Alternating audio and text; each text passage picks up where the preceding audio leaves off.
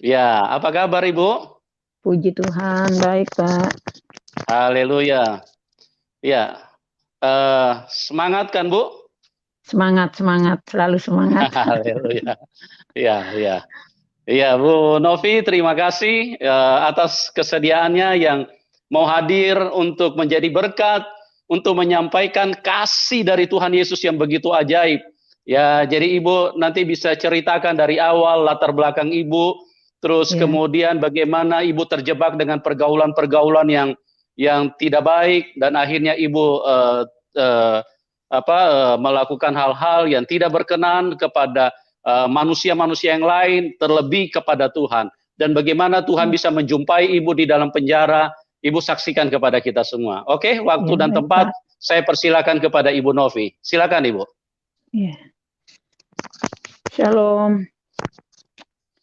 Sebelumnya saya mengucapkan terima kasih terkhusus untuk Tuhan yang memberikan kesempatan kepada saya untuk menceritakan kebaikan Tuhan di dalam hidup saya. Terima kasih juga untuk Pastor Yusuf Manubulu yang telah menyediakan media untuk saya bisa menyaksikan betapa baik Tuhan dalam kehidupan saya. Halo Tante Retan dan Matura, apa kabar semuanya? Hmm, Puji Tuhan kalau saat ini saya bisa bercerita dan menyaksikan kebaikan Tuhan dalam hidup saya, itu semua karena kasih anugerah Tuhan yang begitu luar biasa dalam hidup saya. Saya ada sebagaimana saya ada, tentunya karena kemurahan Tuhan dalam hidup saya. Saya terlahir dari keturunan orang Madura, orang tua saya orang Madura, dan tentunya seperti yang kita tahu orang Madura semuanya Muslim, latar belakang saya juga Muslim, saya juga pernah menjadi guru ngaji di sisi gelap saya, di sisi terang saya. Saya terlahir dari seorang ibu dan seorang ayah tentunya, namun saya diasuh dan dibesarkan oleh kakek saya dan nenek saya. Hidup saya begitu bahagia bersama kakek dan nenek saya. Kebahagiaan yang benar-benar layaknya seorang anak kecil yang harus rasakan. Saya begitu bahagia, saya begitu indah, saya begitu dimanja sama kakek dan nenek saya. Tapi ketika kelas 5 SD, saya mengetahui bahwa kakek dan nenek saya serta tante dan om yang membesarkan saya itu bukanlah orang tua kandung saya sempat mengalami kekecewaan. Ternyata orang yang saya panggil om dan tante justru itu adalah ibu kandung dan bapak kandung saya. Saya kecewa, saya menangis, saya coba untuk bertanya sama Allah waktu itu, ya Allah kenapa sih mama sama bapak kok ngasih aku sama kakek, kenapa aku nggak diurus mereka gitu. Karena pada saat itu mama dan papa saya itu ekonomi mereka bisa dikatakan lumayan gitu. Sedangkan kehidupan saya sama kakek sangat sederhana, tapi kehidupan mama saya, papa saya dan kakak-kakak saya itu lumayan gitu. Jadi saya ngerasa kok aku dibuang gitu. Sampai akhirnya satu waktu mama saya datang ke rumah kakek dan beliau bilang, nak maafin ibu kalau ibu kasih kamu sama kakek. Emang kenapa ibu kasih saya sama kakek? Apa ibu nggak sayang sama saya? Saya sayang nak sama kamu, sangat-sangat sayang. Tapi eh, kakek kamu, om dan tante kamu itu tidak punya anak. Jadi mau nggak mau kamu saya kasih untuk menemani mereka dan kamu juga di sini disayang layaknya seorang putri karena kamu anak satu-satunya di tempat ini gitu. Tapi kalau di rumah mama, kamu kan akan jadi anak yang nomor 5 gitu. Tapi kalau di sini kamu jadi anak satu-satunya, kan kamu mau disekolahin jadi dokter, kakekmu juga lumayan ada karena waktu itu kakek juga punya jabatan di pemerintahan, terus kakek juga mantan mantan TNI juga gitu. Jadi eh, ibu bilang kamu ada masa depan sama kakek gitu. Tapi tetap saya merasakan kekecewaan sebagai anak. eh, Kenapa saya nggak kumpul sama orang tua saya sendiri, sama kakak-kakak saya sendiri gitu. Sampai akhirnya ibu saya itu main lagi ke tempat kakek dan beliau bilang, "Nak, kamu mau ikut ibu nggak? Ayo, lagi liburan kamu ikut, tinggal sama ibu sementara, ayo," gitu kan. "Kalau kamu ingin merasakan tinggal bersama ibu dan bapak," dia bilang. Akhirnya saya ikut tinggal bersama beliau dan di sana saya mendapat perlakuan yang tidak semestinya menurut saya. Eh, di saat semua orang tertidur, kakak-kakak saya tidur dengan begitu nyenyak di atas tempat tidur mereka, saya itu tidur di bawah. Saya itu tidur di bawah, dikasih tiker, kasih bantal, saya tidur di bawah, nggak dikasih guling. Saya ingat sekali, saya tidur di bawah. Eh, Ibu saya itu setiap jam 4 subuh, dia selalu membangunkan saya. Malah terkadang beliau membangunkan saya dengan kaki. "Bangun, bangun, kamu harus nimba air." Saya nimba air di sumur itu yang digeret, saya nimba air itu dengan begitu banyak ember yang saya harus isi karena semua anggota keluarga saya mandi itu saya memang harus yang saya menimba air untuk bapak saya mandi, untuk mama saya mandi, untuk adik-adik saya, untuk kakak saya, untuk masak, untuk nyuci baju. Tangan saya itu sampai benar-benar apa ya, kapalan bisa dibilang pada saat itu juga saya masih anak-anak. Saya sampai bilang, kok perlakuannya kayak gini banget gitu. Sedangkan kakak saya benar-benar ada dalam kasih dan naungan mereka gitu.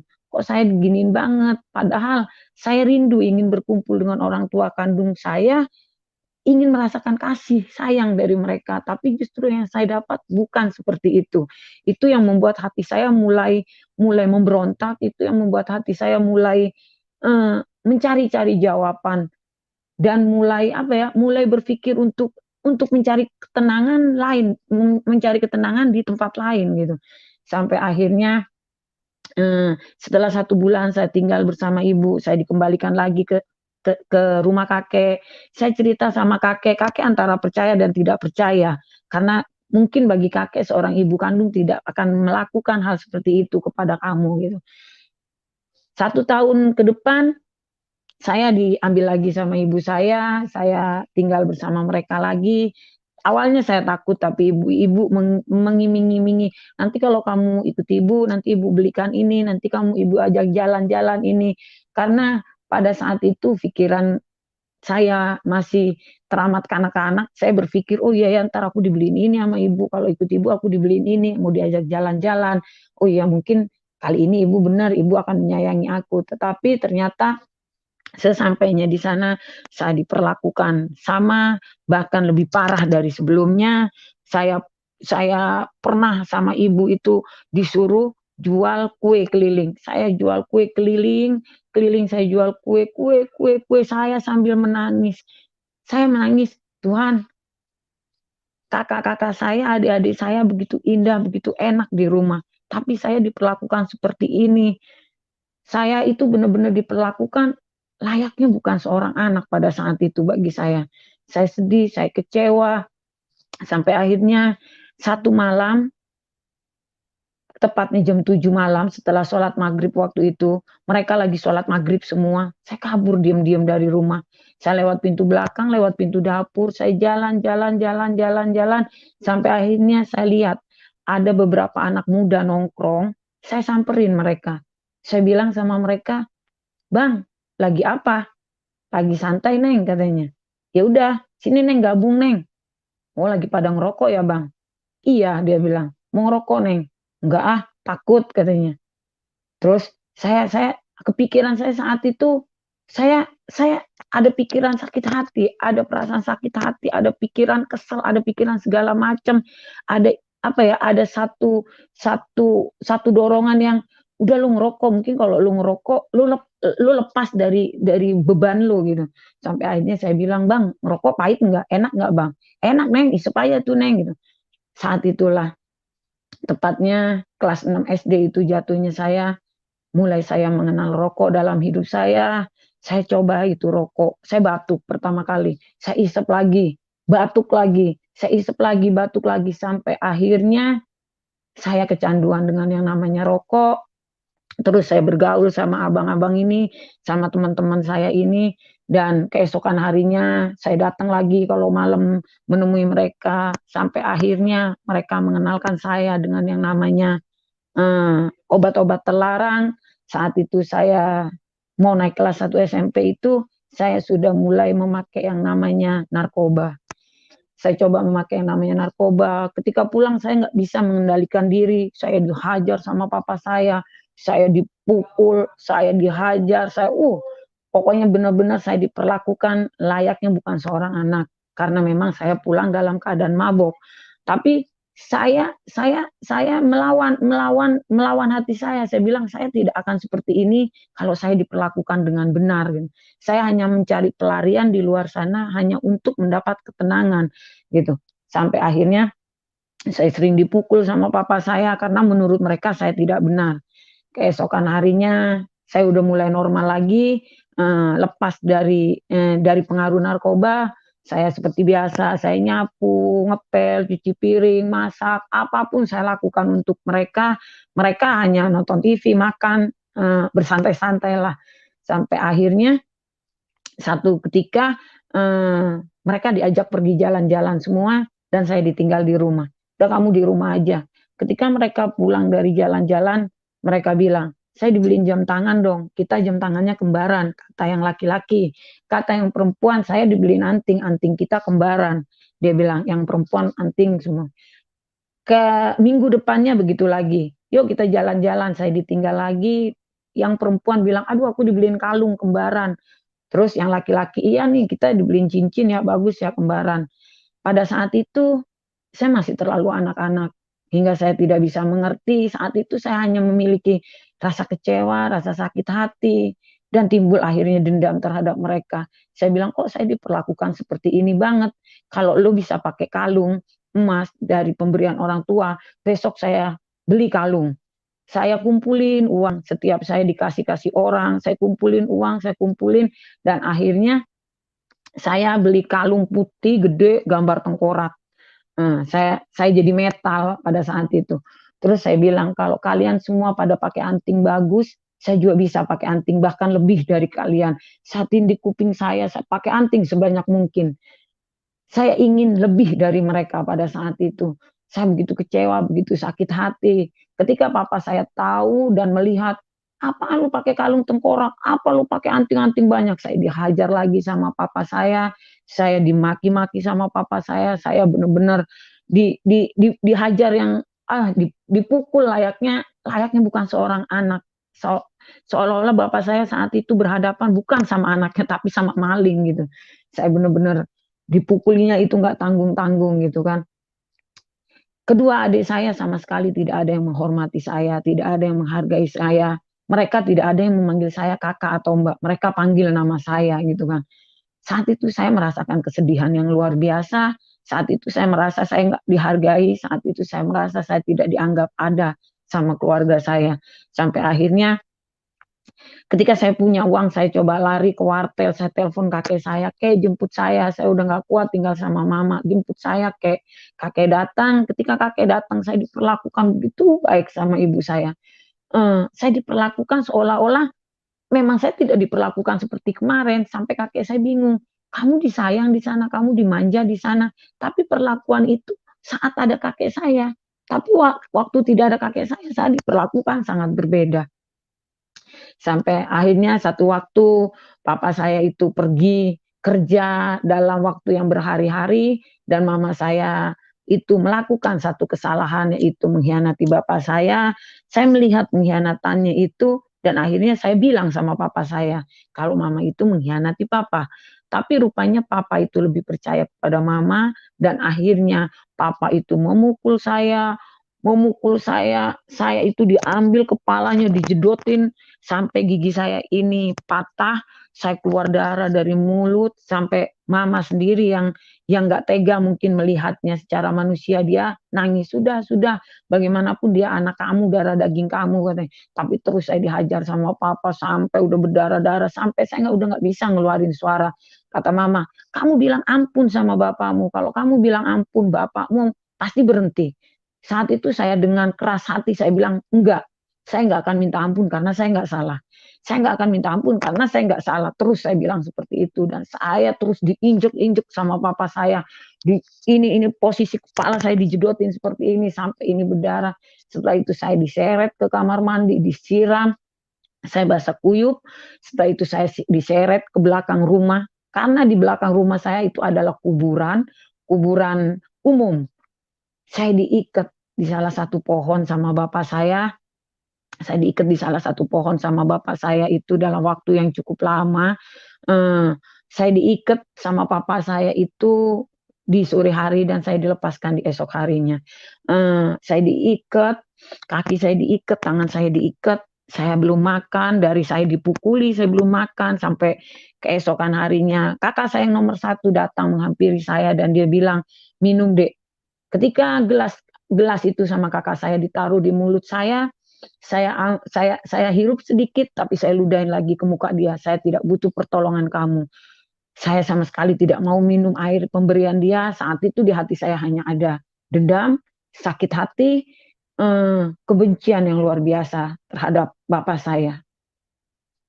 Sampai akhirnya waktu demi waktu berjalan, keesokan harinya saya dilepas sama bapak saya.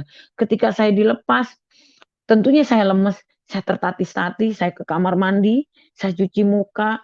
Kamu nggak apa-apa, nak, kamu nggak apa-apa, nggak usah tolongin saya bilang sama mama saya, nggak usah tolongin saya. Ah, kamu memang keras kepala, terserah katanya. Ya udah, saat itu saya rapikan baju saya jalan kaki. Saya jalan kaki ke depan, lumayan jauh. Sampai akhirnya saya bilang, Tuhan, saat itu ya Allah, aku mau pulang ini ke rumah kakek, tapi aku nggak punya duit sama sekali. Aku nggak punya duit sama sekali. Terus bagaimana cara aku naik angkot? Gimana cara aku bisa sampai ke rumah kakek? Bahkan untuk telepon kakek pun lewat. Saya nggak punya koin untuk telepon kakek dari telepon umum saat itu. Saya sambil memegang plastik yang isinya baju saya, pakai plastik kresek hitam. Saya nangis di depan sebuah pabrik. Saya bilang, ya Allah, saya harus bagaimana? Saya harus gimana?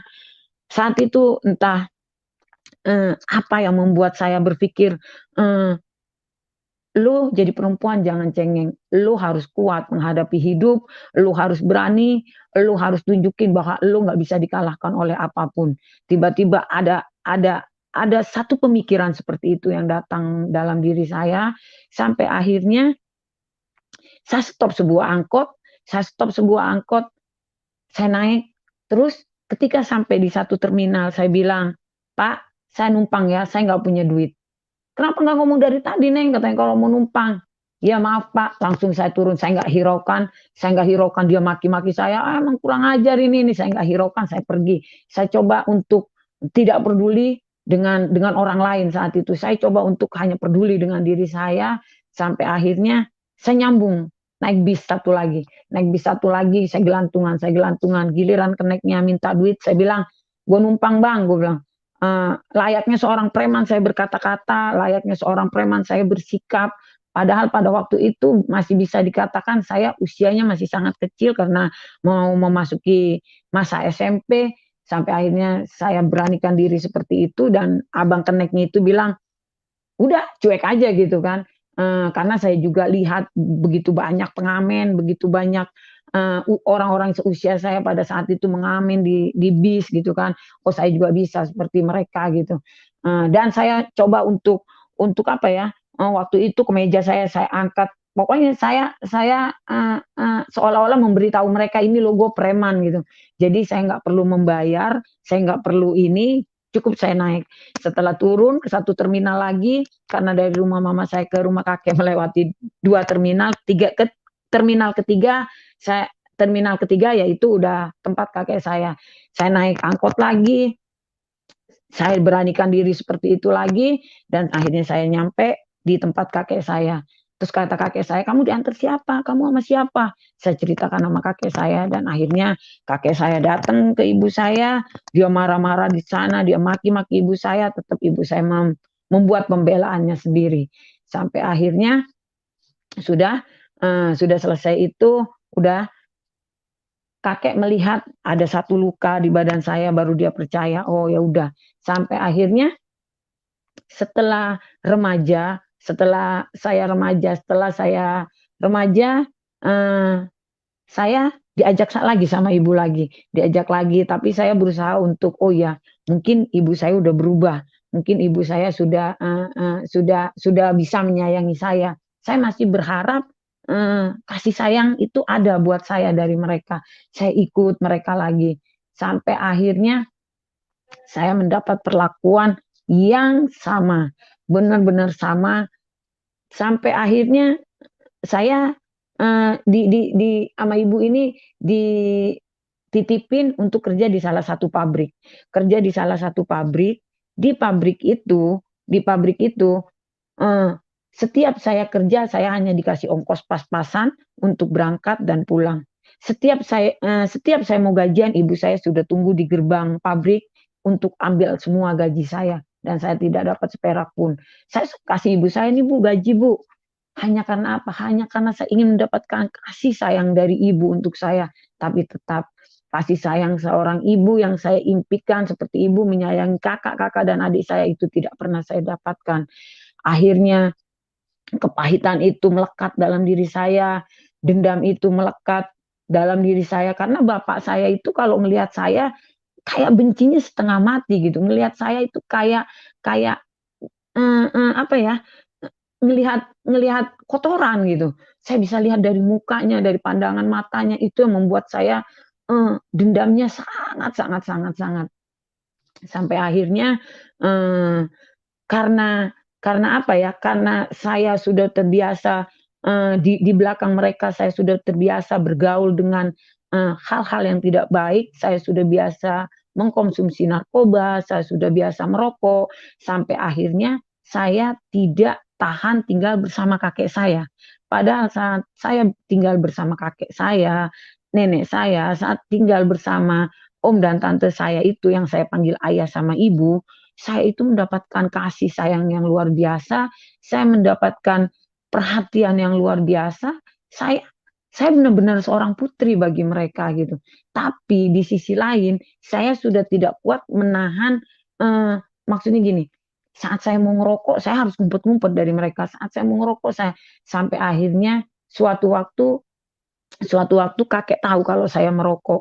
Dia memarahi saya, dia memaki saya, tapi dia tidak memukul saya karena sebandel apapun saya, dari saya lahir sampai saya besar, kakek tidak pernah memukul saya sekalipun dengan satu jari. Itulah beliau yang saya anggap malaikat dalam hidup saya. Sampai akhirnya saya saya beranikan diri untuk lepas dari mereka. Saya pergi, saya kabur, saya kos di sebuah tempat yang lumayan jauh dari mereka. Saya kos dan saya mulai hidup di dunia malam. Saya sempat apa ya?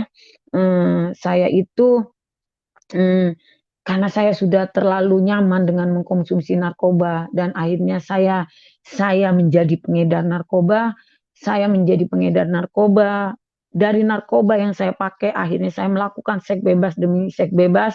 Eh, saya menikah, saya pernah menikah. Saya manusia yang paling tidak bisa setia. Saya manusia yang tidak bisa setia sama apapun. Saya menikah dan setelah saya menikah, saya bosan sama suami saya yang ini, saya selingkuh. Ketika saya selingkuh, begitu nyaman dengan perselingkuhan saya dan akhirnya si laki-laki ini mengajak saya menikah dan saya menikah lagi tanpa saya bercerai dengan laki-laki yang satu. Dan ketika saya bosan dengan laki-laki yang kedua, saya selingkuh lagi dengan laki-laki yang ketiga. Setelah saya nyaman dengan dia, dan akhirnya dia pun mengajak saya menikah lagi. Karena laki-laki yang satu tidak pernah mau menceraikan saya, laki-laki yang kedua juga tidak pernah mau menceraikan saya, dan menikah akhirnya dengan laki-laki yang ketiga. Akhirnya saya juga mengalami hal yang sama, saya selingkuh dan akhirnya saya mendapatkan suami yang keempat tanpa perceraian dari yang satu, yang dua, dan yang tiga. Saya hidup dalam poliandri dan mereka mereka bisa akur gitu.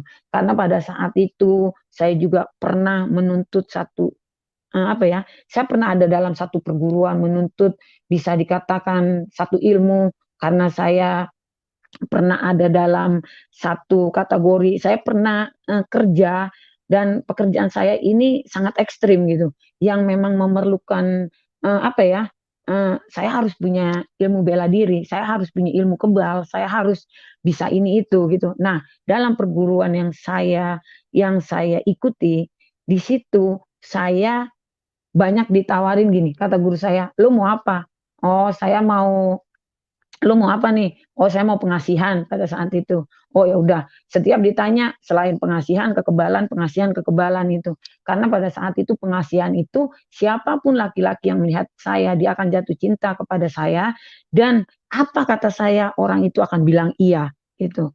Nah, saat itu saya menganut hal-hal seperti itu. Saat itu saya juga belajar bela diri karena pekerjaan ekstrim yang saya lakukan butuh butuh butuh bela diri itu gitu. Saya kemana-mana selalu membawa senjata yang nggak pantas saya bawa gitu. Sampai akhirnya saya juga terlibat apa ya? Saya juga apa ya? Saya itu dulu lesbian juga. Saya itu pernah terikat dalam lesbian itu selama bertahun-tahun. Jadi saya mencintai wanita, saya juga mencintai laki-laki pada saat itu. Tapi kalau harus memilih, saya lebih mencintai wanita, bukan laki-laki pada saat itu. Laki-laki yang saya nikahi saat itu hanya karena saya dalam kategori saya butuh uangnya, saya butuh perlindungannya di sisi lain. Tapi di sisi lain saya eh, saya mencintai seorang wanita gitu. Jadi memang saya manusia yang benar-benar tidak bisa apa ya, tidak bisa hidup dengan setia.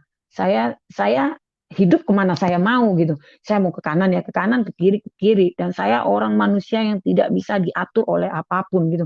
Saya maunya memerintah dan saya tidak mau diperintah karena dari kecil saya sudah diperintah sama mama saya hingga saya mempunyai satu dendam yang luar biasa. Yang dendam itu saya apa ya?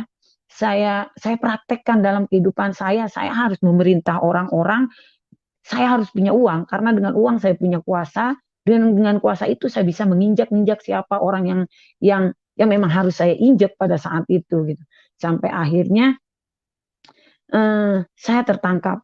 Saya masuk penjara selama 4 kali. Saya masuk penjara. Ketika keluar, saya melakukan hal yang sama. Saya tertangkap lagi. Saya melakukan hal yang sama. Saya tertangkap lagi. Bagi saya masuk penjara itu adalah sebuah kebanggaan dulu.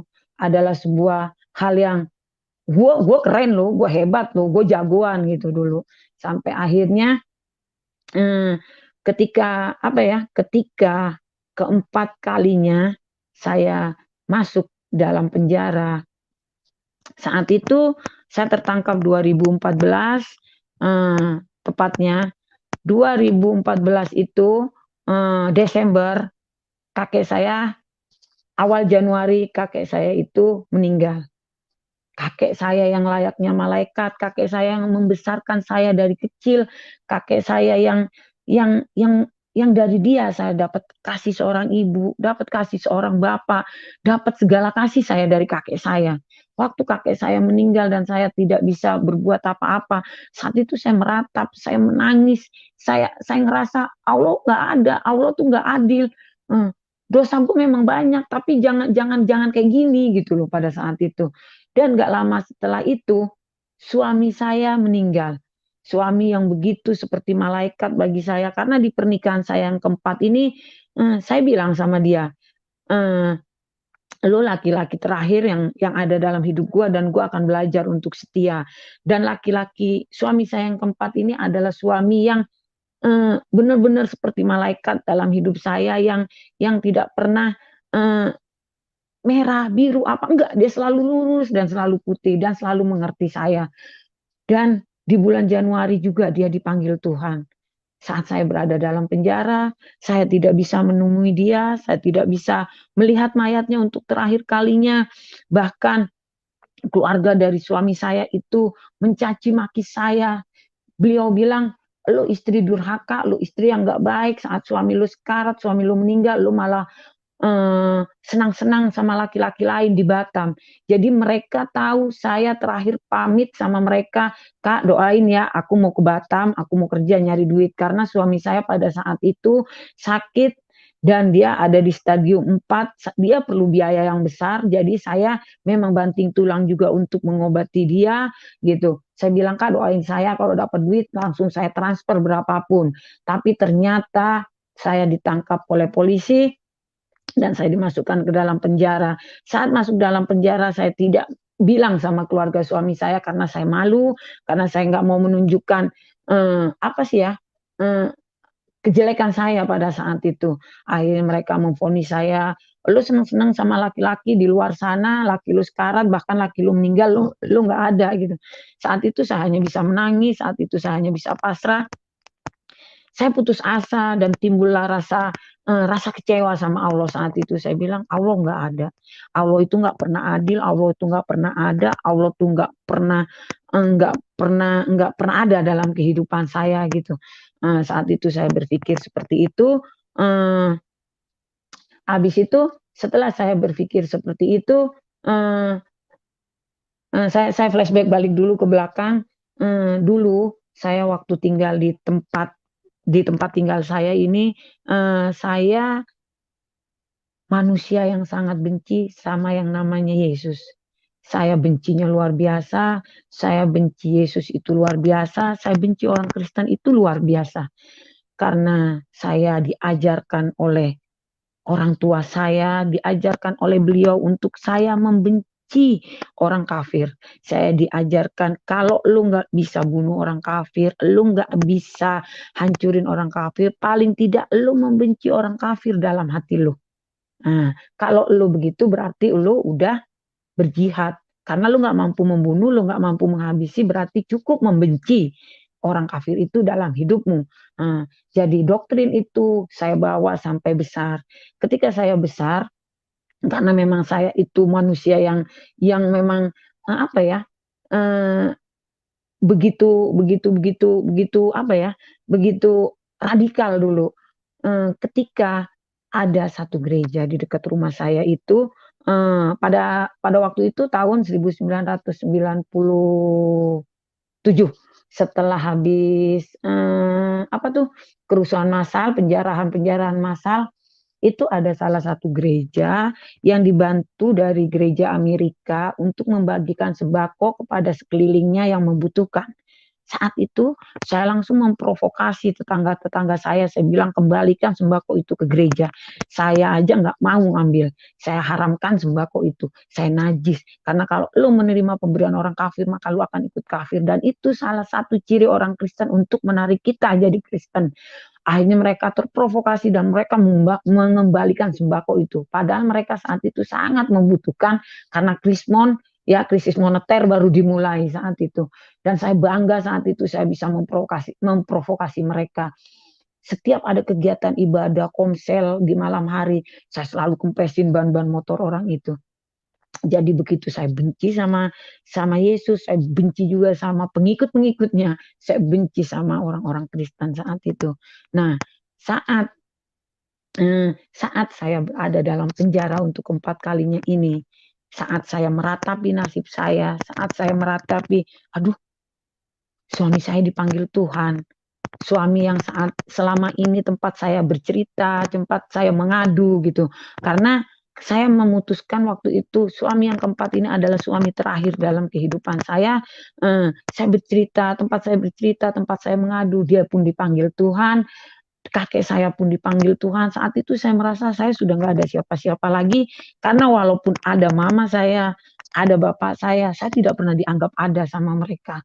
Sewaktu papa saya sudah meninggal, ini cerita sebelumnya, waktu papa saya itu sakit di ruang ICU dalam waktu sekitar 2 minggu, mama saya itu telepon saya, nak, papamu di ICU, papamu parah, tolong pulang karena saudaramu yang dari luar kota Kalimantan ini tuh semua sudah datang. Dan semua sudah memaafkan papa juga udah tenang, tapi papa nggak pergi-pergi, mungkin papa nungguin kamu. Maaf mah, saya lagi ada di Batam. Padahal posisi saya saat itu sangat dekat dengan rumah mama saya. Terus telepon lagi beliau 3 hari kemudian, nah papamu tambah parah tapi dia nggak meninggal-meninggal. Kamu datang nak ke ICU. Saya bilang, maaf mah, saya lagi di Surabaya. Padahal saat itu saya begitu dekat. Tempat di mana saya tinggal saat itu begitu dekat dengan rumah sakit. Karena dendam yang terlalu apa ya, mengakar dalam hati saya itu membuat saya mati-mati aja loh, gue udah nggak peduli. Sampai akhirnya mama memohon, nak tolong kali ini aja tolong maafkan papamu nak gini-gini. Sampai akhirnya hati saya tersentuh dan saya SMS, ma bacakan SMS ini di telinga papa, saya sudah memaafkan dia, saya sudah mengampuni dia. Setelah itu dibacakan sama mama dan papa meninggal. Saat itu mama bilang, pesan kamu sudah disampaikan dan sekarang bapak udah nggak ada. Kamu mau lihat mayat bapak nggak? Saya nggak bisa karena saya lagi jauh. Sampai papa saya dikubur, saya tidak pernah melihat mayat papa dan saya tidak pernah melihat beliau. Karena apa? Karena terlalu pahit perlakuan beliau terhadap saya pada saat itu. Sampai akhirnya kembali lagi ke cerita tadi di mana saya sudah berada di dalam penjara untuk keempat kalinya. Setelah suami saya meninggal, kakek saya meninggal, saya meratapi nasib saat itu. Saya menangis, menangis dan menangis. Ketika saya menangis, mata saya itu udah bengkak, udah bonyok, udah sipit kayak orang Cina pada waktu itu. Terus saya tuh benar-benar udah nggak tahu harus berbuat apa. Saat itu saya ingin bunuh diri. Tuhan, ya Allah, gue lebih baik mati pada saat itu. Sampai akhirnya ketika saya merencanakan untuk bunuh diri, keesokan harinya saya pingsan, dibawa ke klinik, diperiksa dan ternyata saya hamil. Saya hamil. Setelah saya tahu saya hamil, saya menahan diri untuk tidak bunuh diri demi jabang bayi yang saya kandung, demi anak yang ada dalam kandungan saya bertahan di tengah keterpurukan saya tambah menangis lagi. Saya bilang, ya Allah, saya harus apa? Udah nggak ada kakek, udah nggak ada suami, saya di penjara, saya hamil, saya kehilangan semuanya saat itu. Benar-benar saya kehilangan semuanya. Sampai akhirnya ketika saya merasakan satu titik terendah dalam hidup saya berada di titik nol dalam kehidupan saya merasakan hati saya itu begitu hancur lebur pokoknya, nggak tahu harus apa. Saya benar-benar merasakan udah nggak berarti hidup ini, udah nggak ada artinya gitu. Saya nangis lagi. Mata saya itu benar-benar udah bengkak gitu. Sampai akhirnya di satu malam, ketika jam 2 malam tepatnya, di dalam penjara itu di kamar saya ada 9 orang, tepatnya ada 9 orang, yang 5 Muslim, yang 4 Kristen pada saat itu. Kalau udah jam 8 malam, setelah makan malam, lampu di kamar pasti dimatikan. Saya nggak bisa tidur, saya nangis, bolak-balik nangis, sampai akhirnya saya ambil bantal, saya coba senderan, antara setengah rebahan ya, antara setengah rebahan, dibilang duduk tidak, agak tidur posisi saya menangis, terus air mata saya menetes, saya elap netes lagi, mata udah bengkaknya kayak apa, hati ini udah nggak tahu harus kemana. Saya udah bener-bener, aduh, harus apa saya gitu, udah bener-bener udah nggak tahu dengan hidup saya mau dibawa kemana, apa yang saya lakukan saya tidak tahu. Sampai akhirnya di tengah tangisan saya, di tengah kesesakan saya, di tengah kehancuran hati saya, malam itu tiba-tiba ada satu sinar datang menghampiri saya. Datang sinar itu menghampiri saya, tiba-tiba dia bilang, kemarikan tanganmu nak, dan tidak akan pernah aku lepaskan.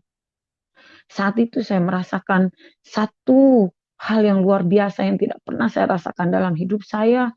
Saya merasakan satu aura yang luar biasa. Saya merasakan tangan saya itu seperti dipegang. Saya merasakan saat itu benar-benar sentuhan yang tidak pernah saya rasakan dari saya lahir sampai saya sebesar itu. Saya merasakan satu naungan yang luar biasa menaungi hidup saya. Saya merasakan satu kelembutan yang luar biasa yang membuat hati saya begitu tentram. Namun saat itu saya terkejut, saya kaget, dan saya membuka mata saya. Saya bilang, itu siapa? Tadi itu suara siapa? Saya bilang. Seketika itu saya nyalakan lampu, saya coba keluar kepala saya dari telaris besi, saya cari, tadi siapa ya? Suara siapa ya? Apa? Jubah putih itu tadi siapa ya? Sinar putih itu tadi siapa ya? Sampai akhirnya teman saya marah, "Weh, Silo, Silo, matiin lampu." Saya matiin. Saya duduk, saya bertanya-tanya, "Ya Allah, tadi itu siapa? Ya Allah, tadi itu siapa?" Saya bertanya-tanya dalam hati saya, siapa yang memegang tangan saya dengan begitu lembut, sentuhan yang nggak pernah saya rasakan, kelembutan yang nggak pernah saya rasakan. Saya merasakan satu aura yang luar biasa. Saya merasakan hidup saya saat itu berbeda. Saya merasakan beban saya itu lepas saat itu. Namun saya tidak tahu itu siapa dan saya tidak tahu itu apa dan saya tidak tahu eh, apa ya beban apa yang sudah terlepas dari hidup saya saat itu. Sampai akhirnya keesokan harinya saya coba untuk berdamai dengan diri saya. Oh, gue nggak bisa begini terus. Gue harus kuat. Novi yang dulu mana? Novi itu adalah Novi yang kuat. Novi itu yang nggak pernah nangis. Karena bagi saya dulu, ketika saya meneteskan air mata, saya adalah manusia yang bodoh. Saya mengatakan kepada teman-teman saya, jangan pernah meneteskan air mata, karena ketika engkau meneteskan air mata, di situ terlihat kelemahanmu. Saya wanita yang anti menangis, gitu ya. Saya itu wanita yang keras, saya itu wanita yang senang menyakiti orang lain, saya itu senang menindas orang lain, bahkan ketika seseorang itu bermusuhan dengan saya, musuh saya itu harus merasakan sakit 3 kali lipat dari dia menyakiti saya, gitu. Sampai akhirnya eh, saya mencoba untuk berdamai dengan diri saya. Lu nggak boleh kayak gini, lu nggak boleh cengeng, lu nggak boleh ini, lu harus hidup, lu harus kuat. Saat itu saya keluar dari blok saya pergi ke blok sebelah. Saya pergi ke blok sebelah, saya main ke kakak-kakaan saya. Tiba-tiba setelah saya ngobrol-ngobrol sama dia gitu kan, karena memang saya masuk belum lama ya kan, saya ngobrol sama dia, terus dia bilang, "Iya deh, masuk deh, ini deh." Kakak ngobrol biasa, tiba-tiba kepala saya menoleh ke tembok, di mana tempat tidur dia ini di tembok itu ditempel foto Tuhan Yesus di situ. Saya bilang gini, "Loh, Kak, ini foto yang semalam, ini foto, ini yang semalam datang, Kak. Ini yang semalam nemuin gua, Kak." Aku bilang gitu. Terus kakak itu bilang, "Berarti lo orang yang dipilih Tuhan, lo orang yang dipanggil Tuhan saat itu." Saya bilang sama dia, "Ah, gila kali lo, nggak mungkin lah gue dipilih Tuhan, nggak mungkin juga gue dipanggil Tuhan gitu kan.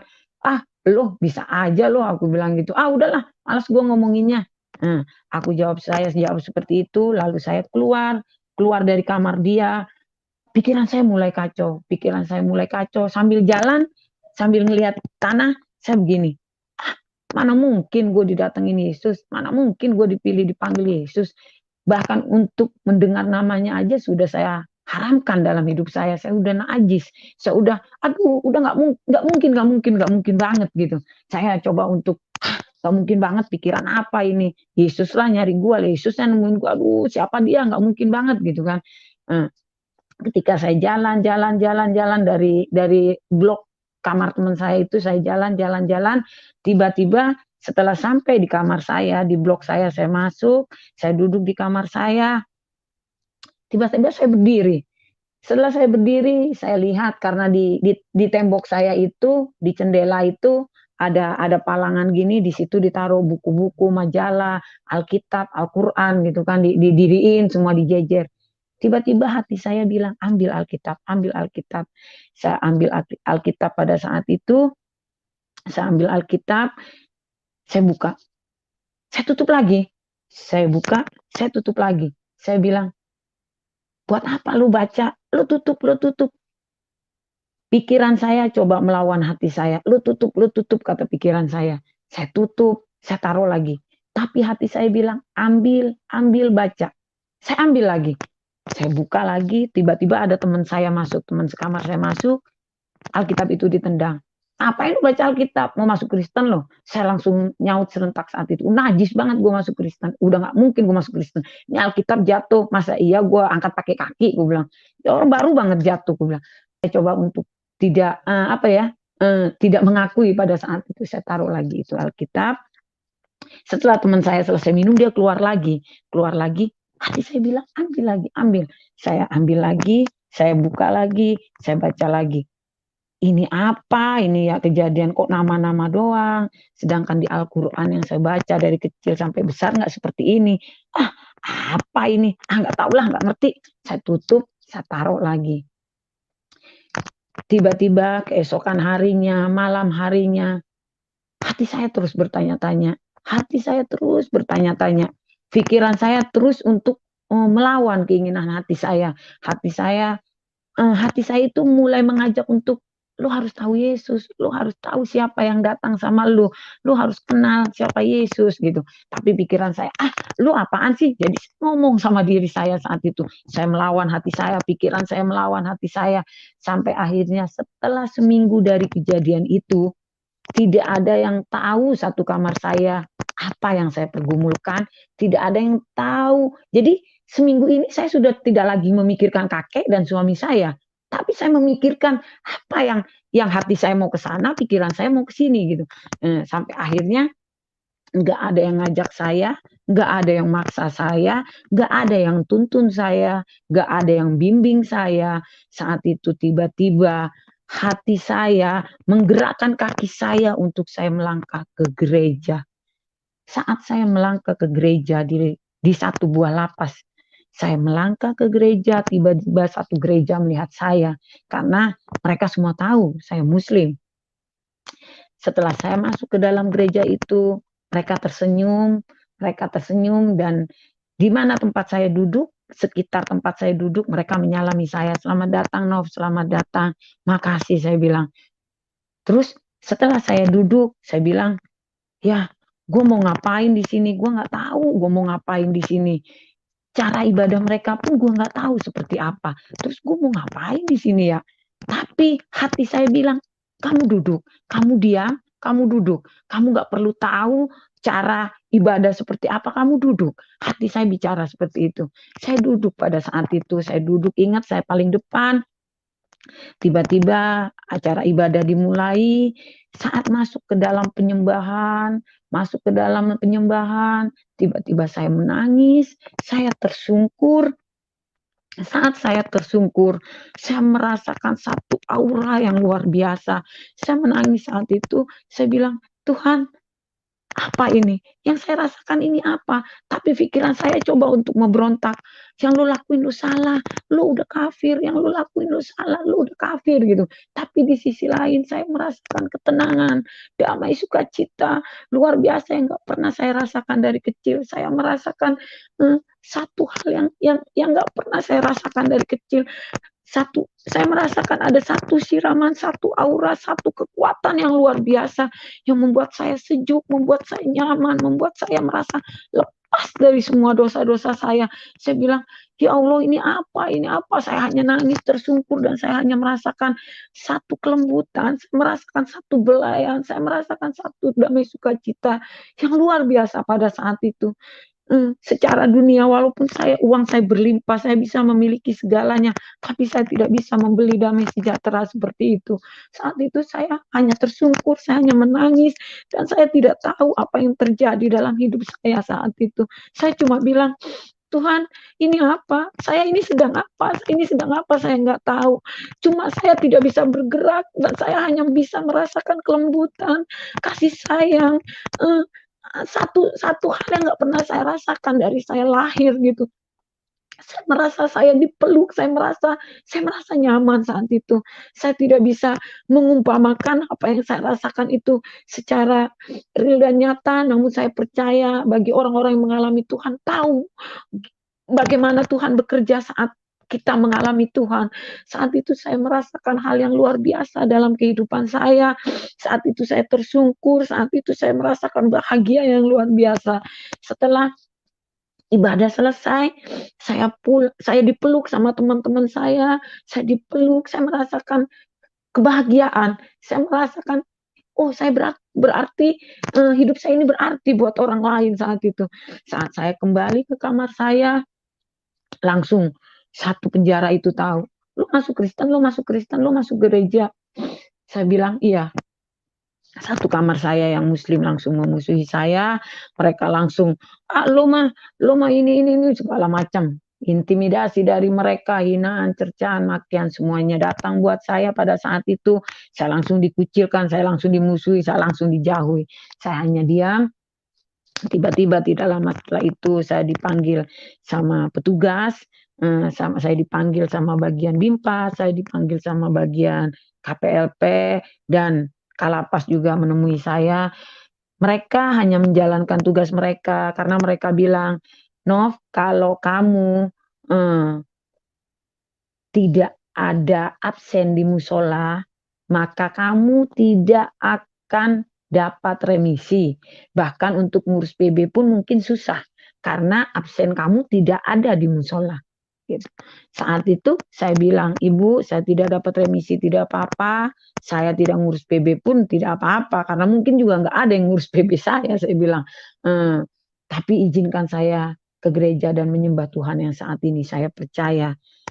Kalapas ini bilang, Novi, bukan ibu melarang kamu ke gereja, tapi ibu tidak mau di lapas ini nanti disangka menjadi tempat atau alat untuk orang-orang berganti agama. Saya mengerti kalau Kalapas itu hanya menjalankan tugas, makanya dia melarang saya untuk saya nggak ke gereja gitu. Padahal dia Kristen. Dia Kristen, tapi dia menjalankan tugas dengan begitu baik dan bilang sama saya, kalau bisa kamu tetap ke musola, Nov. Kalau kamu memang mau pindah ke Kristen nanti setelah kamu bebas dari penjara, karena ibu nggak enak kalau di luar sana nanti akan menilai bahwa penjara ini adalah tempat orang untuk berganti agama. Tapi saya tetap bersikeras, saya berdoa dalam hati dan puji Tuhan, saya tetap diizinkan bergereja walaupun dengan catatan saya tidak akan dapat remisi pada saat itu karena absen saya di musola kosong. Puji Tuhan, saat itu saya mulai bergereja, saat itu saya mulai belajar membaca Alkitab. Setiap ada ibadah di gereja, karena di lapas itu ibadahnya setiap hari Senin sampai Sabtu kita ada ibadah, dan setiap ada ibadah, setiap hari itu pelayanannya dari hamba-hamba Tuhan yang berbeda. Jadi setiap hari hampir bisa dikatakan ada artalkol. Setiap hari siapa teman-teman yang mau didoakan di depan silahkan maju. Saat itu saya maju tanpa saya tahu saya harus apa, saya berbuat apa, saya nggak tahu. Saya maju, ketika saya maju, saya hanya bilang sama Tuhan. Pada saat saya mau didoakan, saya ditanya, kamu mau didoain apa? Saya tidak pernah minta sama Tuhan supaya saya kaya, saya tidak pernah minta sama Tuhan saya dapat jodoh yang ganteng, saya tidak pernah minta sama Tuhan saya punya pekerjaan yang enak. Saya cuma bilang sama Tuhan, Tuhan ini hidup saya mau kasih sama Tuhan, biarlah hidup saya menjadi alat kepunyaan Tuhan. Hanya itu doa saya selama 2 tahun saya berada di lapas itu. Setiap hari selalu maju, doakan di depan, dan saya selalu bilang, Tuhan ini hidup saya mau kasih sama Tuhan. Tuhan ini hidup saya mau kasih sama Tuhan. Saat itu saya belum mengerti apa artinya hidup itu dikasih sama Tuhan. Saat itu juga saya belum tahu, saat itu saya juga belum tahu caranya berdoa orang Kristen itu seperti apa. Tapi yang saya tahu, cara berdoa itu layaknya seorang anak minta sama Bapak. Karena yang saya tahu saat itu, pengetahuan saya sangat terbatas saat itu, yang saya tahu seorang anak minta sama bapaknya apa adanya, tidak perlu bermuluk-muluk karena Tuhan tidak pernah mau kata-kata yang muluk. Dia Tuhan itu tahu hati. Dia tahu hati saya. Jadi saya kalau berdoa saat itu apa adanya, saya tidak tahu cara berdoa orang Kristen seperti apa pada saat itu. Saya hanya apa yang ada di hati saya itu yang saya ungkapkan sama Tuhan selama saya bertahun-tahun di dalam penjara. Namun di sisi lain saya tetap saya tetap mengedarkan narkoba walaupun saya di dalam penjara. Saya tetap mengedarkan narkoba karena saya juga tetap butuh uang untuk hidup. Karena kalau kita nggak punya uang, ya kita pasti nggak bisa hidup gitu.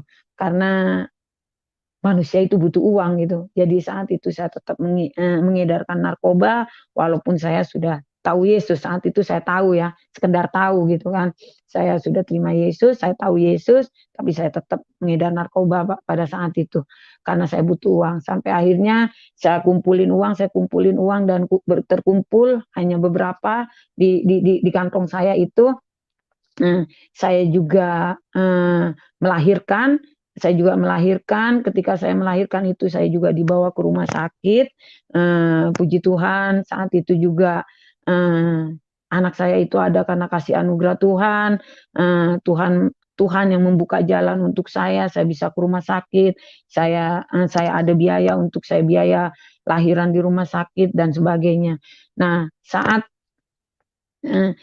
saya kembali lagi ke dalam penjara setelah melahirkan, saya juga tetap mengedarkan narkoba karena pada saat itu saya tidak tahu saya harus bekerja apa. Pada saat itu ego, gengsi saya masih terlalu tinggi.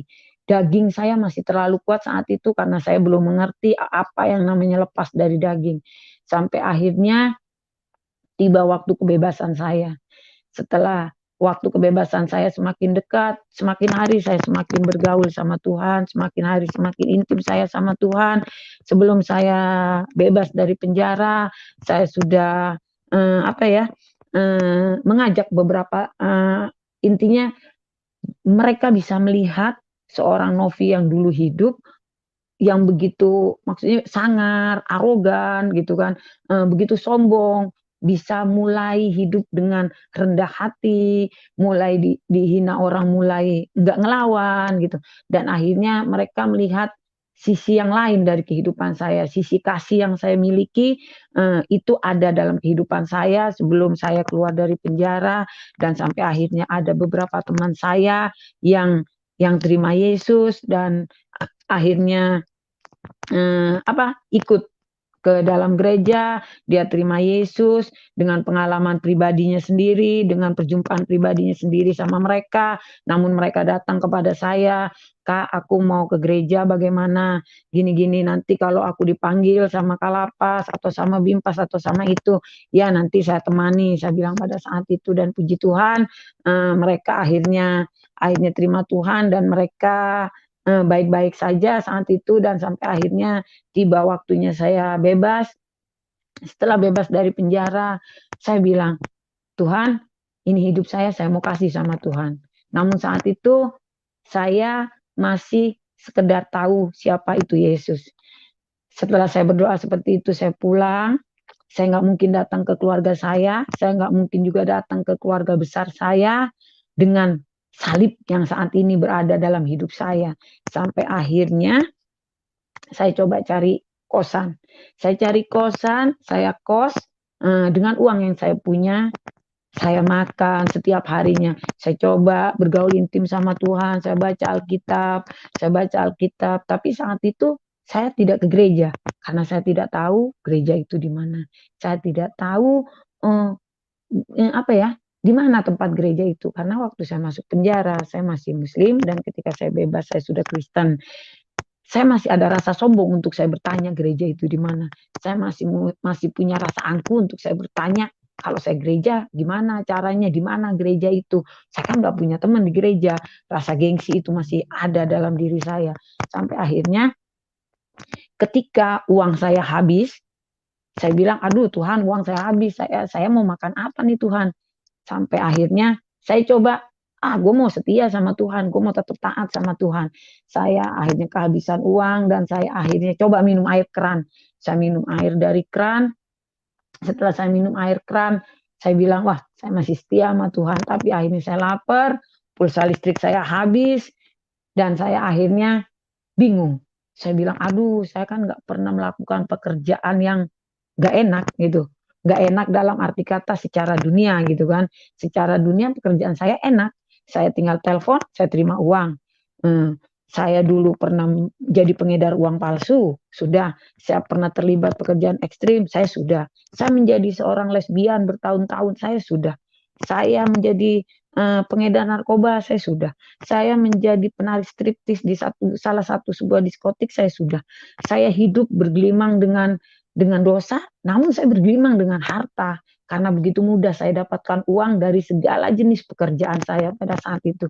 Dan akhirnya saya bilang, aduh kalau gini caranya pusing. Sampai akhirnya saya memutuskan untuk telepon bos saya yang berada di satu buah lapas. Saya telepon bos saya bilang, brother, saya mau kerja lagi. Saat itu Dengan senang hati bos saya memberikan pekerjaan kembali kepada saya. Setelah narkoba itu turun, sebelum narkoba itu saya jual, otomatis saya harus mencicipi. Karena sebelum narkoba itu saya edarkan, saya harus tahu enak nggak nih, asli nggak.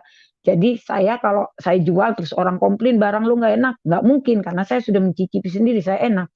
Akhirnya saya cicipi, saya pakai itu narkoba, oh enak nih bagus. Akhirnya saya edarkan. Setelah saya edarkan, malam harinya, tepatnya sekitar jam 8 atau jam 7 itu, tiba-tiba saya nggak tidur, nggak apa, saya hanya memejamkan mata begini, habis minum air putih saya pejamkan mata begini, tiba-tiba saya seperti dikelilingi api dan seperti ada apa ya, eh, ada muka banyak dengan apa ya, mata bolong yang keluar api, terus eh, tanduknya ini berapi yang seperti mau menerkam saya. Saya melek, aduh gak ada apa-apa. Ketika saya merem lagi, bayangan itu datang lagi seolah-olah benar-benar nyata ada di kamar saya api itu. Saya merasakan takut yang luar biasa. Ketika di depan rumah saya ada orang jalan, tek tek tek. Mungkin juga nggak ada orang jalan, tapi saya juga merasakan takut yang luar biasa. Saya sampai nungging-nungging, saya liatin, aduh ada apa ya? Aduh, ada siapa ya? Apa ada polisi? Apa ada apa? Saya merasakan takut yang luar biasa pada saat itu. Satu hal yang tidak pernah saya rasakan selama berpuluh-puluh tahun saya ada di dunia yang gelap. Saya begitu indah, begitu enjoy, begitu nyaman mengedarkan narkoba, begitu nyaman mengedarkan uang palsu, dan saya tidak pernah takut ditangkap pada saat itu karena saya tahu pekerjaan saya berujung di penjara. Pekerjaan saya berujung dengan maut. Jadi saat itu saya tidak pernah takut, kalau ketangkep ya ketangkep udah gitu. Toh dalam penjara gue juga bisa jadi bos.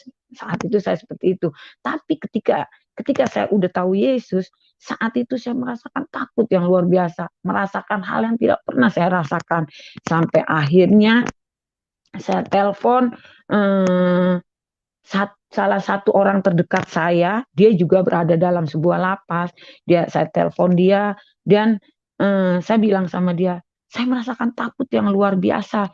Tiba-tiba dia bilang sama saya, makanya kamu stop, kamu jangan main narkoba, sudah berhenti, berhenti. Dia bilang gitu.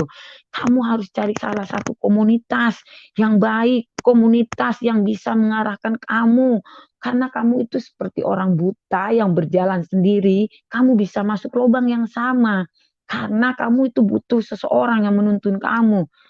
Saat itu saya bilang sama dia, iya, iya, iya, iya, saya mau berubah. Iya, karena saya udah takut setiap saya pejamkan mata, itulah langsung ada api sama seperti iblis yang mau menerkam saya gitu. Saya melek. Jadi saya nggak bisa tidur karena setiap saya merem itu langsung saya mau diterkam gitu. Jadi saat itu saya merasakan takut yang luar biasa dan akhirnya saya nggak tidur sampai pagi. Hati saya itu benar-benar kacau, pikiran saya kacau dan akhirnya keesokan paginya saya memutuskan untuk saya mau mencari komunitas dan akhirnya teman terdekat saya itu bilang, kamu coba add yayasan ini dan kamu minta nomor pembinanya. Saya add satu buah yayasan yang melayani juga ke dalam penjara karena apa ya, eh, di penjara ini setiap hari itu ada tim yang melayani dari berbagai yayasan, dari berbagai gereja. Dan saya menelpon satu yayasan ini, saya minta nomor pembinanya dan beliau memberikan nomor teleponnya kepada saya. Saya telepon dia dan dia bilang, kamu datang saja ke rumah saya.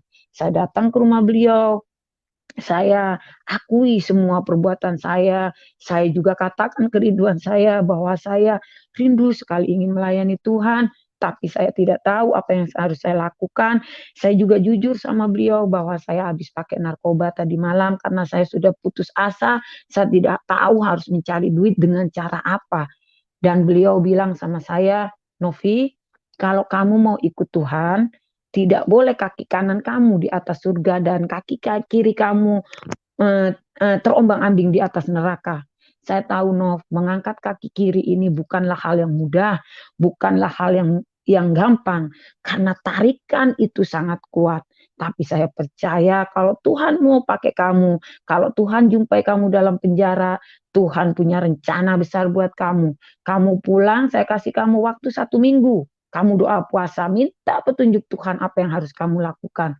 Saya pulang ke kosan saya coba untuk benar-benar menjalankan apa yang kakak rohani saya itu bilang. Saya doa puasa selama 1 minggu. Setelah 1 minggu, saya WA beliau, saya bilang, Kak, saya siap ikut Tuhan, saya siap melayani Tuhan, dan saya siap meninggalkan semua kehidupan masa lalu saya.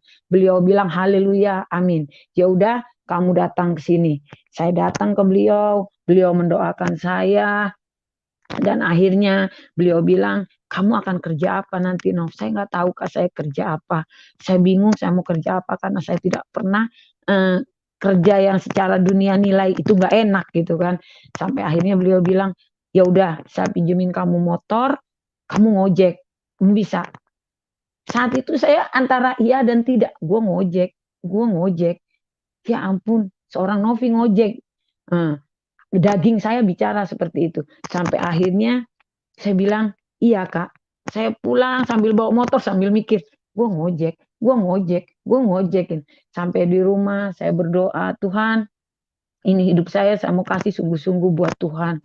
Jadikan saya alat kepunyaan Tuhan. Saya bilang, Tuhan tunjukkan langkah kaki saya harus kemana pada saat itu. Sampai akhirnya saya memberanikan diri untuk menawarkan jasa kepada teman saya pada saat itu. Eh, aku bilang gini, Kak, anakmu mau nggak diantar sekolah ngojek gitu kan? Sedangkan, aduh, kalau saya ingat saya dulu suka sekali menghina tukang ojek dan saya harus jadi tukang ojek gitu. Dengan merendahkan hati saya tentunya saya bilang sama teman saya dan dia bilang iya awalnya. Jadi awal pertama itu saya ngojek, saya nganterin anak sekolah. Sampai akhirnya saya nganterin orang lagi kerja. Akhirnya ojek saya bertambah lagi, mereka bayar bulanan karena saya antar jemput, ada yang saya antar jemput kerja, ada yang saya antar jemput sekolah saat itu. Saya cuma bilang, aduh, secara daging saya malu, secara manusia gengsi saya masih ada pada saat itu. Tapi saya cuma bilang pada saat itu, Tuhan, ajar saya untuk menerima pada saat itu. Sampai akhirnya setelah 1 bulan lebih, eh, kakak rohani saya memanggil saya dan beliau bilang, Novi, kamu siap untuk dibaptis. Saat itu saya bilang saya siap, itu kerinduan terbesar saya, itu kerinduan terbesar dalam hidup saya. Sampai akhirnya saya dibaptis sama salah satu pendeta di mana kami bergereja pada saat itu. Saya dibaptis. Setelah dibaptis, kakak rohani saya bilang sama saya, Nov, setelah kamu dibaptis, kamu ingat, kamu sudah hidup baru. Dan proses sesungguhnya akan kamu alami di dalam Tuhan. Proses-proses yang sebelumnya kamu alami itu bukan apa-apa. Tapi setelah kamu dibaptis, kamu akan mengalami proses yang lebih dahsyat. Saya siap, Kak. Saya tahu air mata saya akan tercurah, air mata saya akan tertumpah pada saat itu. Saya bilang, iya, saya siap menerima proses dan peleburan yang akan Tuhan berikan kepada saya. Saat itu teman-teman saya masih kuat dengan rokok saya. Saya sehari ngerokok 8 bungkus. Eh, eh, narkoba sudah saya tinggal. Lesbian sudah saya tinggal, walaupun sekali-kali dalam hati saya kalau ngelihat cewek, ih cakep ya gitu. Karena apa ya, membuang sesuatu yang sudah melekat terlalu lama itu tidak mudah. Sampai akhirnya apa ya, judi saya itu perempuan yang kuat judinya. Saya kalau udah judi 3 hari 3 malam saya duduk, saya nggak bangun-bangun, ya kan, isi rumah kalau perlu habis nggak apa-apa. Saya nggak pernah peduliin isi rumah, yang penting saya happy dengan judi saya. Saya perempuan satu-satunya yang bisa melawan berapa laki-laki dalam bermain judi. Eh, jadi intinya saya bisa lepas dari semua itu setelah saya dibaptis. Saya lepas dari semua itu, tapi saya tidak bisa lepas dari rokok saat itu. Saya masih merokok, saya masih suka bohong sedikit-sedikit pada saat itu. Saya masih suka apa ya? Saya lagi proses belajar untuk saya lebih mengenal Tuhan. Kalau kemarin saya sekedar tahu siapa Yesus, saat itu saya mulai mengambil satu pemikiran bahwa saya harus mengenal Tuhan saya bukan sekedar tahu. Karena kalau saya tahu Yesus belum tentu tahu saya. Tapi kalau saya mengenal Tuhan, Tuhan udah pasti mengenal saya. Sampai akhirnya saya memutuskan untuk benar-benar ikut Tuhan. Saya bilang, Tuhan, saya siap Engkau proses, saya siap Engkau lebur, saya siap Engkau tempa. Dan tentunya itu bukan hal mudah yang saya alami. Sampai akhirnya satu waktu kakak rohani saya bilang, Nov, motor mau diambil. Karena besok akan ada tim dari kampung yang akan datang ke sini untuk melayani. Jadi mereka butuh kendaraan. Oh ya Kak, siap. Karena itu memang motor beliau, saya kembalikan. Sampai akhirnya saya bilang, Tuhan, saya harus apa? Saya bilang sama mereka yang ngojek, ojeknya sementara berhenti ya karena motornya nggak ada.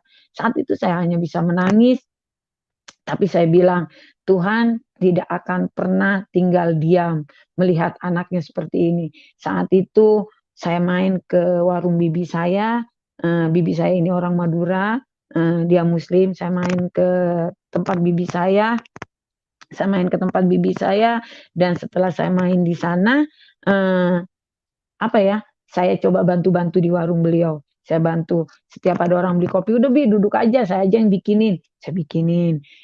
Setiap cucian piring banyak, udah Bi, aku yang cuciin piring. Hanya apa? Hanya karena saya mencari sesuap nasi dalam hidup saya. Saya merasa Tuhan begitu rendahnya saya. Tapi saya tahu saya rendah di hadapan manusia, tapi saya tidak rendah di hadapan Tuhan saat itu. Saya bilang, Tuhan, ini adalah jalan yang benar yang saya tahu, saya tetap akan melakukan ini. Walaupun teman-teman saya memandang rendah pekerjaan saya, selama Tuhan tidak memandang rendah kepada saya tetap akan lakukan. Datang teman saya satu, ada yang bilang, Nov, beli es teh manis. Saya bikin es teh manis. Setelah saya kasih es teh manis, dibuang sama dia. Gue pesen teh panas, kenapa lo bikinin teh manis? Dalam hati, kalau gue yang dulu udah gue habisin lo. Tapi saya bilang, tunjukin kasih Tuhan itu dalam hidupmu. Udah, saya diam, saya kasih teh panas sesuai dia. Gue bilang teh manis panas, bukan teh panas doang katanya. Saya kasih lagi gula, saya lagi cuci gelas, ditendang gelasnya sama mereka, geser-geser gue mau lewat gitu. Saya benar-benar diperlakukan, apa ya, saya saat itu benar-benar mengalami proses yang, apa ya, lu harus tahan emosi lo gitu, lu harus tahan emosi lo dan lu harus kuat gitu. Saat itu saya benar-benar meluluhkan hati saya ingin benar-benar, karena pada saat itu saya ingin seperti Tuhan saya yang benar-benar mengajarkan kasih kepada saya. Saat itu jadi saya benar-benar tahan emosi saya bersikap layaknya layaknya apa ya? Layaknya mereka bukan musuh saya gitu. Justru saya mengasihi mereka gitu. Dan datang lagi teman saya ke warung itu karena memang saya lahir di sini, besar di sini, hancur di sini, bejat di sini, dan apa ya? Saya juga sempat jadi guru ngaji ya di sini, di tempat di mana saya ada, dan saya terima Yesus dan kembali ke tempat ini lagi, kampung saya ini, di tempat di mana saya berada. Jadi mereka tahu bagaimana kelakuan saya, mereka tahu bagaimana latar belakang saya, dan mereka bilang seorang Novi nggak akan bisa berhenti ngerokok. Karena apa? Lu tuh tobatnya palsu, gue tahu lu, besok juga lu udah ngerokok gitu. Saya hanya tersenyum, saya nggak membuat pembelaan apapun, karena saya tidak perlu memberikan penjelasan kepada mereka tentang pertobatan saya gitu. Berjalannya waktu, saya ikuti proses Tuhan dari benar-benar dari nol. Saya udah nggak kos lagi, saya udah nggak kos di sana lagi karena di kosan itu banyak teman-teman narkoba saya, banyak mereka sudah tahu lah saya sempat mengedarkan di situ. Jadi saya pindah ke salah satu kontrakan. Kalau kontrakan kan kosong, nggak ada kasur, nggak ada apapun. Saat itu saya minta sama bibi saya yang warung tadi, saya minta kardus Indomie, itu dua. Satu kardus Indomie saya buka buat tempat tidur saya, satu kardus Indomie saya lipat. Saya bilang, Tuhan terima kasih. Terima kasih Tuhan. Dan saat itu saya bilang, hidup saya mau saya kasih sama Tuhan, saya mengenal Tuhan, benar-benar ingin dan sungguh mengenal Tuhan. Mulai malam itu saya bilang saya benar-benar mau mengenal Tuhan, dan pada mulanya saya mengenal firman Tuhan, bukan pada mulanya uang, tapi pada mulanya firman Tuhan. Itu yang saya tanamkan dalam diri saya. Saat itu Tuhan, saya siap memikul salib saya, karena bagi saya ketika saya mengikut Yesus, bukan lagi saya bicara tentang berkat, bukan lagi saya bicara tentang harta, bukan lagi saya bicara tentang keindahan, Tapi saat saya mengikuti Yesus, saya bicara tentang salib. Salib adalah penderitaan, salib itu adalah satu anugerah buat saya. Saat saya melewati proses Tuhan, saat saya dalam kesesakan, saat saya dalam penderitaan, saat itu saya benar-benar benar-benar melekat sama Tuhan. Karena saya nggak mau jadi Kristen KTP, Kristen tanpa proses. Tanpa proses ada dalam hidup saya tidak akan pernah merasakan mujizat Tuhan. Tanpa proses itu ada dalam hidup saya tidak akan pernah Tuhan itu berkarya dalam hidup saya. Bahkan ada salah satu om rohani saya ya, di salah satu lapas, dia begitu khawatir dengan saya, dia takut saya ini kembali ke dunia yang gelap. Dia bilang sama kakak rohani saya, tolong kamu tampung Novi, kamu ajak Novi ke rumah kamu, supaya Novi baik-baik saja gitu. Terus kakak rohani ini bilang, Nov, kamu tinggal sama kakak aja ya, kamu tinggal di rumah kakak gitu. Saya mikir, kalau saya tinggal sama kakak ini, saya nggak akan mikirin bayar kontrakan. Kalau saya tinggal sama kakak ini, saya nggak akan pernah mikirin makan. Kalau saya tinggal sama kakak ini, saya akan tidak pernah memikirkan apa-apa. Pasti saya kalau mau pelayanan tinggal ngikut, mau kemana tinggal ngikut. Saat itu saya bilang, saya nggak mau Kak. Bukan saya menolak berkat, bukan saya menolak ajakan baik kakak, tapi saat itu saya cuma bilang, melewati penderitaan, melewati kesesakan, melewati proses dan pencobaan ini yang membuat saya melekat sama Tuhan, ini yang membuat saya mengandalkan Tuhan penuh dalam hidup saya, ini yang membuat saya, mujizat Tuhan jadi nyata dalam hidup saya. Kalau saya nggak melewati proses, bagaimana saya bisa melihat mujizat Tuhan? Kalau saya nggak melewati pencobaan, bagaimana saya tahu Tuhan itu ada? Kalau saya nggak ngelewatin yang namanya memikul salib, bagaimana saya bisa merasakan kasih Tuhan gitu. Jadi saat itu saya bilang saya nggak mau. Jadi saat itu saya mulai mencoba berdiri di kaki saya sendiri. Saya tidur beralaskan kardus Indomie, berbantalkan kardus Indomie. Saya coba setia sama Tuhan. Saya jaga warung bibi itu tidak dibayar. Saya hanya dapat makan. Hanya itu, saya dapat makan sudah puji Tuhan. Untuk bayar kontrakan saya nggak tahu dari mana, tapi saya bilang Tuhan tidak akan pernah permalukan anaknya, tepat pada waktunya Tuhan akan berikan. Dan puji Tuhan, setiap saya bayar kontrakan, setiap pergumulan itu datang, setiap itu pula Tuhan buka jalan buat saya, dan saya selalu belajar mengandalkan Tuhan dalam kehidupan saya saat itu. Dan dalam kehidupan saya terapkan gini, bukan Kristen yang menyelamatkan saya, bukan agama yang menyelamatkan saya, namun saat saya menjadi orang percaya sama Tuhan, saat itu saya diselamatkan. Bukan karena saya berbuat baik kepada orang, bukan karena saya menolong orang lain, bukan saya karena mengasihi orang lain, saya diselamatkan, bukan.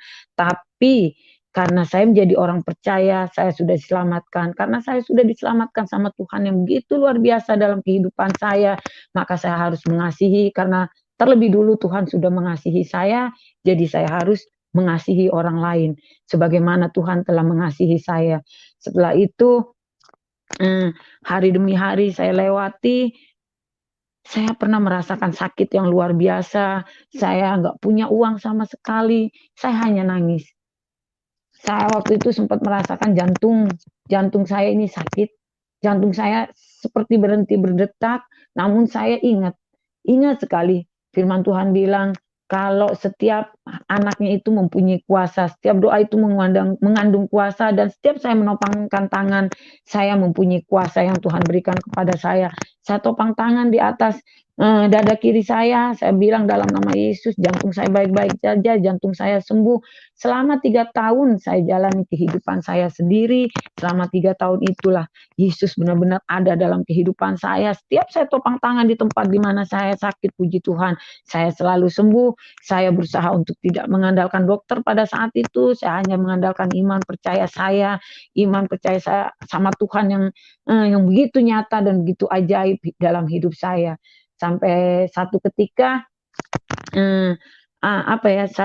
saya mulai dikasih kepercayaan sama Tuhan untuk saya berdagang. Saya dagang nasi kuning. Saya nitipin nasi kuning ini di satu buah lapas. Jadi saya titip di salah satu yayasan. Saya kerja sama kerjasama dengan kantin lapas. Saya titipin, saya masak nasi kuning jam 12 malam, saya bangun, saya masak nasi kuning. Sambil nyanyi-nyanyi, saya masak. Jam 6 pagi saya udah harus ke lapas, saya anterin nasi kuning itu. Begitu seterusnya sampai akhirnya setelah seminggu tiba-tiba saya di-cut, saya nggak boleh lagi masukin nasi kuning. Padahal saya udah masak saat itu 50 bungkus.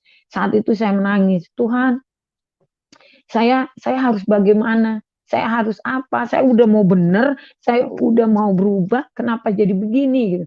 Terus saya telepon kakak rohani saya bilang, Kak, aku nggak kuat ikut Tuhan, Kak, aku nggak kuat ikut Tuhan. Udah, aku mau balik aja ke dunia aku lagi, Kak. Begitu mudah mendapatkan uang. Novi, kamu jangan kayak gitu. Kamu ingat Tuhan begitu luar biasa. Beliau mengingatkan saya bagaimana Tuhan ada buat saya, dan akhirnya saya menangis saat itu. Saya meratap, saya minta ampun sama Tuhan. Saya sadar pada saat itu level rohani saya mungkin masih TK gitu, masih TK. Saya baru mula-mula saya mengenal Tuhan, jadi rohani saya benar-benar masih di bawah saat itu, masih suka mengeluh, masih suka bertanya-tanya sama Tuhan, masih suka yang intinya bisa dikatakan nggak terima gitu. Gue udah melayani Tuhan, tapi kok gue masih sengsara, masih begini, masih begitu gitu. Karena saya tahu pada saat itu level rohani saya masih sangat di bawah, sampai akhirnya satu ketika proses demi proses bisa saya lewati, dan akhirnya Tuhan membuka berkatnya buat saya bisa mempunyai satu buah motor, saya bisa mempunyai satu buah usaha. Tuhan buka pintu berkatnya perlahan-lahan, karena saya tahu ketika kita ikut Tuhan sungguh-sungguh, Tuhan tidak akan membiarkan saya terus menjadi ekor, namun Tuhan akan angkat saya jadi kepala. Memang sesuatu yang saya dapat tidak drastis seperti dulu ketika saya berada di dunia. Ketika saya hidup dalam dunia, dalam satu malam saya bisa mendapatkan uang yang begitu banyak, baik itu dengan tipu daya saya, baik itu dengan muslihat saya, baik itu dengan cara saya menjual narkoba, atau bahkan bisa dikatakan menjual diri saya saat saya jadi penari striptis gitu. Tapi berkat yang Tuhan kasih pada saya saat ikut Tuhan itu begitu perlahan, namun pasti Tuhan angkat saya pelan, namun pasti. Dan tentunya itu benar-benar bukan hal yang mudah ketika seorang seperti saya harus melepaskan daging saya ambil komitmen untuk saya belajar untuk tidak pernah berbohong, karena itu kebohongan itu adalah satu kedagingan. Saya belajar untuk saya lepas dari saya berbohong, saya belajar lepas dari rokok yang memang sangat sulit saya lepaskan, saya belajar untuk menahan diri, saya coba belajar untuk memaafkan, sampai akhirnya saya pada saat itu masih menyembunyikan salib saya di keluarga saya, di depan bibi saya, sampai akhirnya ketika saya membuka Alkitab dan saya mendapatkan satu firman Tuhan yang mengatakan bahwa ketika engkau menyangkal aku di hadapan manusia, aku akan menyangkal engkau di hadapan Bapakku. Ketika engkau mengakui aku di depan manusia, aku akan mengakui engkau di hadapan Bapakku di surga. Saat itu saya seperti ditampar, saya seperti mendapat satu teguran dari Tuhan, lu nggak perlu bohong gitu. Sampai akhirnya saya beranikan diri membuat status rohani, dan akhirnya keluarga saya tahu. Setelah keluarga saya tahu, ya seperti yang kita tahu, orang Madura itu sangat fanatik, sangat bahkan mungkin bisa dikatakan sedikit radikalisme. Jadi saya langsung ditelepon, langsung diancam, langsung mereka itu bahkan ada yang bilang, nanti lu gue salib kayak Yesus, dia bilang gitu kan. Mereka langsung bilang, Tuhan lu itu cuma pakai celana dalam, lu sembah lu ini. Saat itu saya menangis, saat itu saya memberontak, saat itu saya mau Novi yang dulu itu sepertinya hampir keluar gitu. Saya pengen hajar mereka gitu. Tapi saat itu juga ada seperti suara yang bilang, Nov, Tuhan tidak perlu pembelaanmu, tapi Tuhan yang akan membela kamu. Jadi kasihi saja mereka. Dengan engkau mengasihi mereka, engkau sudah mengasihi Tuhan. Jadi saat itu saya coba mengasihi mereka, saya coba terus mendoakan mereka.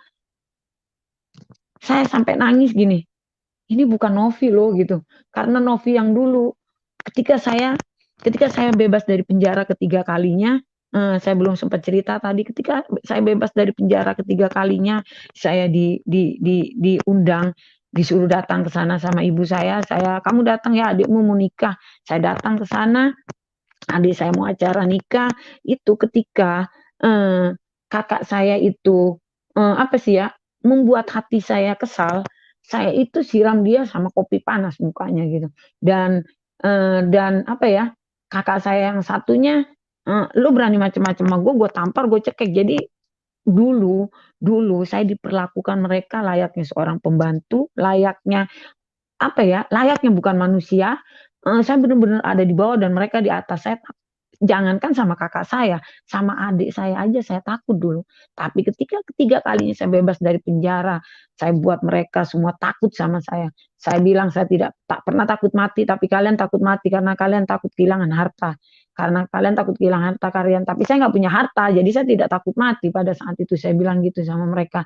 Jadi ketika saya sudah hidup di dalam Tuhan, saya cuma bilang, ini bukan Novi loh, ini bukan Novi loh gitu. Jadi saya merasa heran dengan diri saya.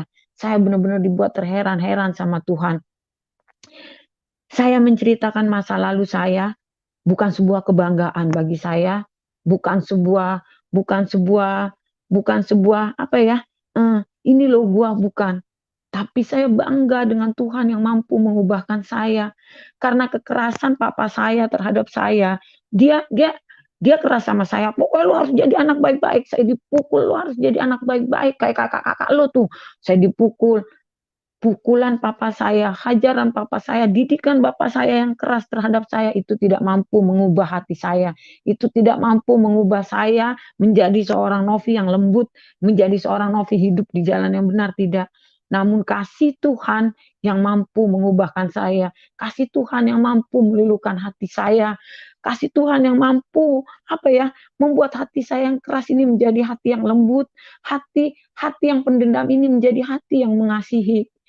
Jadi saat itu saya hanya mendoakan keluarga saya hanya mendoakan mereka, dan puji Tuhan, Bibi, anak-anak Bibi, mereka semua sudah bisa menerima saya, mereka sudah mengerti pilihan saya, dan Bibi bilang sama saya, kamu lebih baik dari Novi yang dulu. Apapun agama kamu, yang penting kamu sekarang jadi manusia yang lebih baik, dan saya bangga sama kamu. Karena kamu lepas dari rokok aja nggak bisa, sekarang kamu bisa. Itu perkataan Bibi kepada saya dan teman-teman saya yang menghakimi saya, baik itu yang dari Muslim, baik itu yang Kristen, yang mereka tidak percaya dengan pertobatan saya, mereka yang menghakimi saya, semuanya bilang, kamu hebat, mereka acungkan jempol buat saya, namun saya hanya bilang sama mereka, bukan saya yang hebat, tapi Tuhan Yesus yang hebat, Tuhan Yesus yang luar biasa, yang mampu membuat saya seperti ini. Sampai teman-teman saya datang, Nov, gimana caranya berhenti ngerokok kayak lo, gimana caranya berhenti ngerokok kayak lo. Saya cuma bilang, lo terima aja Tuhan Yesus, Tuhan akan kasih kekuatan buat lo untuk lo bisa berhenti ngerokok. Mereka semua tertawa. Puji Tuhan, saat ini saya apa ya, beban dalam hidup saya saat ini adalah bagaimana saya bisa menyampaikan kebenaran yang sudah saya terima, karena saya tidak mau hanya saya yang merasakan kasih yang begitu indah.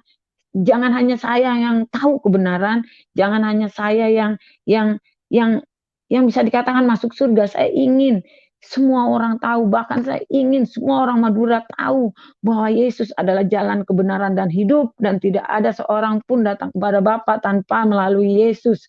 Hanya itu kerinduan saya, dan kerinduan terbesar saya adalah bagaimana saya menyampaikan kebenaran firman Tuhan terhadap orang-orang yang belum mengenal firman Tuhan itu dalam kehidupan mereka. Terima kasih, saya mengucapkan syukur sama Tuhan atas semua kebaikan Tuhan dalam kehidupan saya. Saya bersyukur begitu sempurna pemeliharaan Tuhan dalam hidup saya, dari saya hidup sendiri sampai akhirnya sekarang saya sudah menikah. Tuhan izinkan saya mempunyai suami yang takut akan Tuhan, dan masa lalu suami saya juga bukan masa lalu yang baik.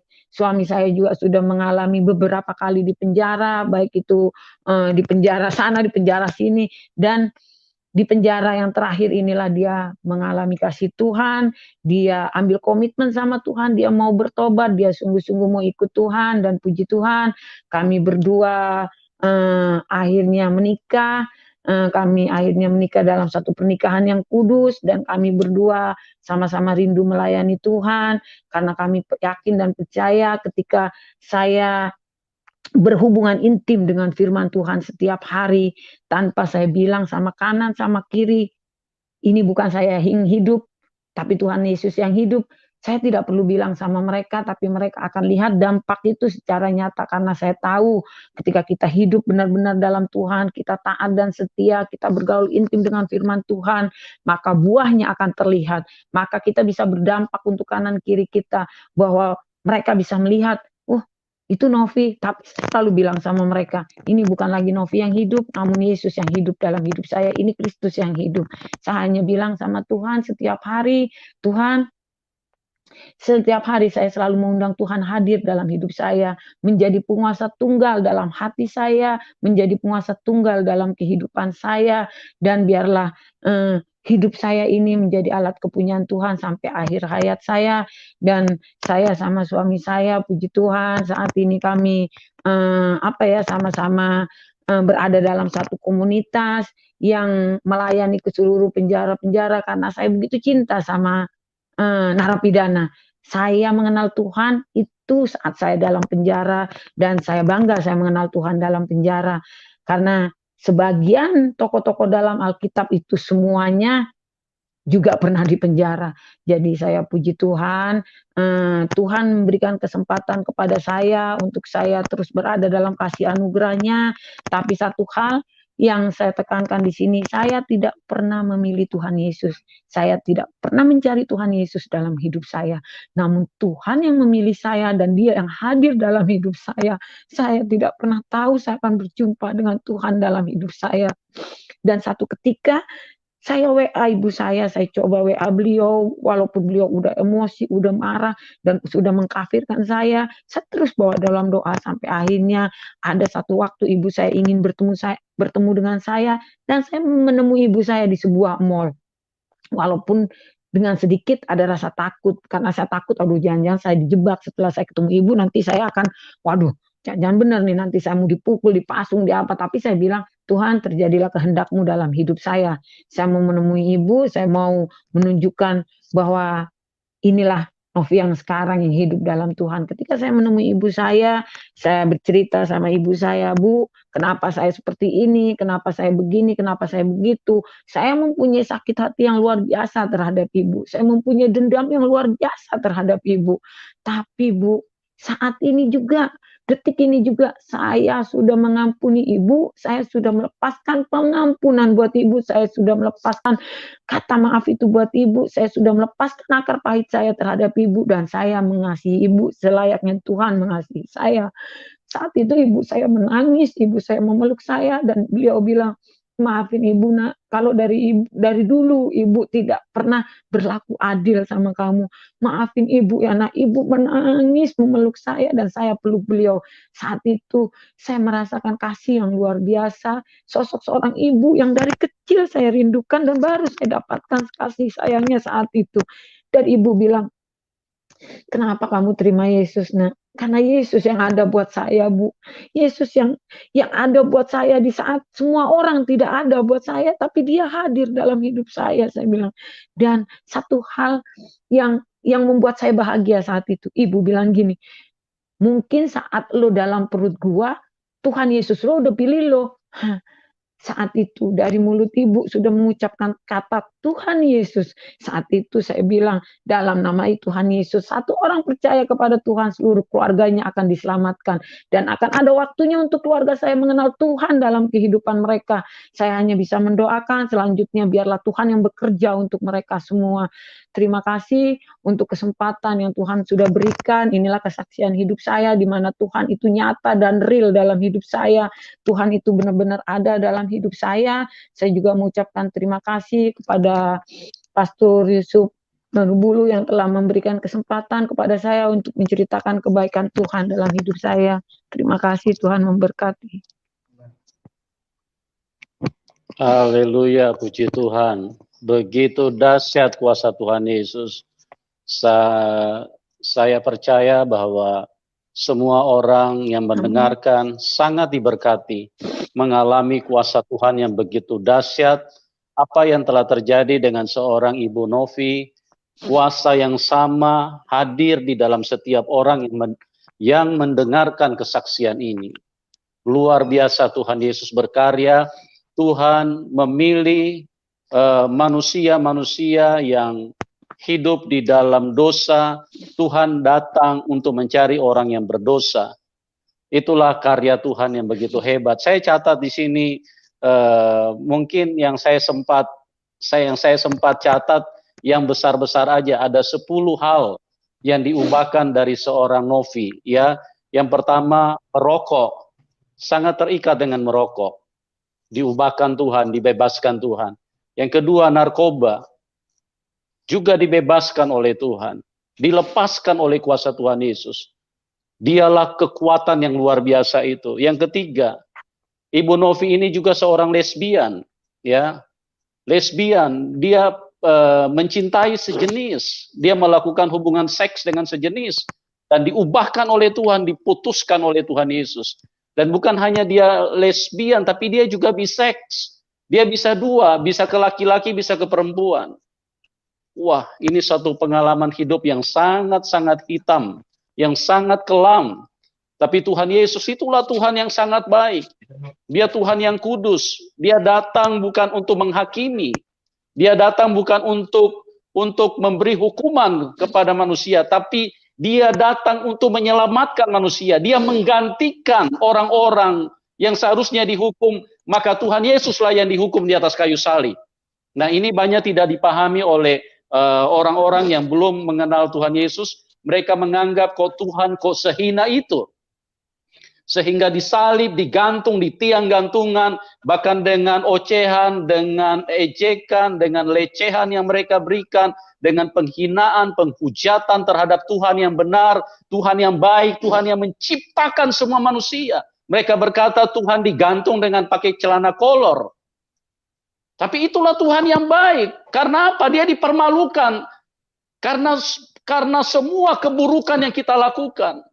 Apa hal-hal yang kita lakukan di dalam kegelapan itu semua adalah keburukan. Semua hal-hal yang memalukan. Itulah yang membuat Tuhan menanggung dosa begitu hebat di atas kayu salib. Dan salah satunya adalah Ibu Novi yang sudah bersaksi. Apalagi, dia bukan hanya pengguna narkoba, dia pengedar narkoba. Dilepaskan juga oleh Tuhan Yesus. Terus kemudian apa lagi? Ibu Novi juga seorang penari striptis. Wah, ini memang sangat luar biasa kesaksian ini. Sangat dahsyat kuasa Tuhan Yesus hadir di dalam kehidupan Ibu Novi. Ya, dia bukan juga hanya seorang penari striptis, dia juga poliandri. Apa artinya poliandri? Sama dengan perempuan yang di sumur Yakub, punya suami 5, itu yang resmi. Belum yang tidak resmi lagi. Tadi Ibu Novi sudah bercerita, bola-balik jatuh di dalam seks bebas. Apalagi, saudaraku, dia tergabung dengan kelompok yang ekstrim. Ya, saya tidak perlu jelaskan kelompok yang sangat ekstrim, kelompok yang sangat tidak wajar gitu loh. Ya, sesuatu yang sangat mengerikan buat kehidupan manusia itu sendiri. Dan Ibu Novi sempat bergelut dengan hal-hal seperti itu. Dia juga membawa senjata-senjata yang ekstrim, Ibu Novi ini. Luar biasa kekelaman, kehitaman daripada perjalanan hidup dari seorang Ibu Novi. Dan yang terakhir, 4 kali di penjara, saudaraku. Setelah penjara yang keempat kali, disitulah kasih Tuhan, kuasa Tuhan, Tuhan yang hidup yang berkuasa datang menjumpai dan berkata kepada Ibu Novi, ulurkan tanganmu nak, dan aku tidak akan pernah melepaskannya. Kuasa yang begitu hebat itu, kasih yang begitu sempurna, kasih yang tiada duanya. Begitu dia menyentuh seorang Ibu Novi merasakan damai sejahtera, sukacita, ada beban yang begitu besar lepas dari dalam hidupnya. Ya, puji Tuhan, teman-teman, kita sudah sampai di penghujung program ini. Kami menyampaikan terima kasih atas kebersamaannya, atas kesetiaan Anda yang sudah hadir, yang sudah menyaksikan program ini. Doa kami buat kita semua mengalami karya Tuhan, mengalami kebaikan Tuhan, dan masuk di dalam rencana Tuhan. Amin. Dan juga kepada Ibu Novi kami menyampaikan terima kasih atas kemurahan hati Ibu yang berkenan untuk hadir di channel kami untuk berbagi kehidupan, berbagi kesaksian, dan sangat banyak yang diberkati Tuhan, sangat banyak yang diubahkan Tuhan, sangat banyak yang dikuatkan, dari yang bimbang, yang ragu-ragu, mereka bisa dipertetapkan imannya karena menunjukkan bahwa kuasa Tuhan Yesus tidak pernah berubah, kuasa yang telah mengubahkan Saulus yang jahat sekali pada waktu itu, kuasa yang sama juga masih berlaku sampai saat ini dan sampai kepada akhir zaman. Kuasa Tuhan Yesus tidak pernah berubah, dia sanggup mengubahkan orang yang dari lembah hitam, yang hidup dengan segala kejahatan, kekotoran, kenajisan. Itulah kuasa Tuhan dan kasih Tuhan yang ajaib.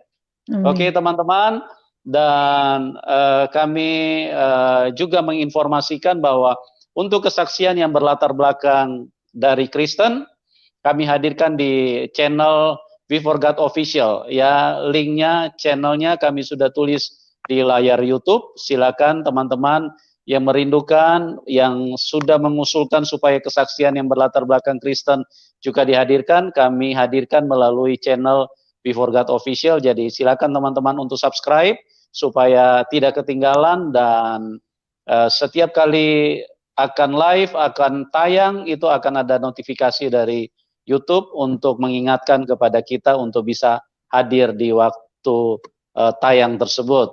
Dan juga kami menyampaikan bagi Anda yang diberkati Tuhan, yang ingin mendukung pelayanan daripada Ibu Novi, Anda bisa mendukung ke nomor rekening di bawah layar deskripsi yang kami sudah tuliskan di situ. Silakan Bapak Ibu, teman-teman yang diberkati dan yang ingin memberkati Ibu Novi, silakan sampaikan persembahan Anda ke situ. Oke, dan Tuhan Yesus memberkati kita semua. Sampai berjumpa di program selanjutnya.